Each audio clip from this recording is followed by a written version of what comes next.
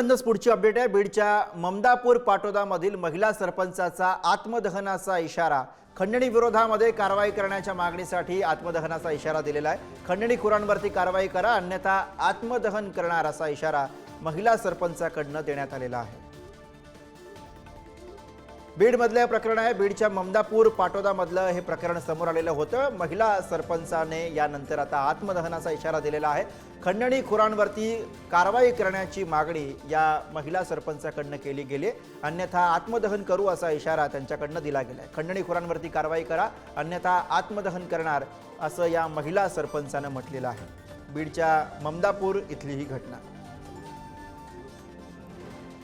या महिला सरपंचाकडे खंडणीची मागणी करण्यात आलेली होती आणि त्यानंतर हे प्रकरण चर्चेत आलेलं होतं। त्यानंतर आता या महिला सरपंचाने थेट आत्मदहनाचा इशारा दिलेला आहे। बीडच्या ममदापूर पाटोदामधला हा सगळा प्रकार आहे, ज्याची आता बरीच चर्चा सुरू झालेली आहे। त्यामुळे पुन्हा एकदा बीडमधल्या कायदा सुव्यवस्थेचा प्रश्न चर्चेत आलेला आहे।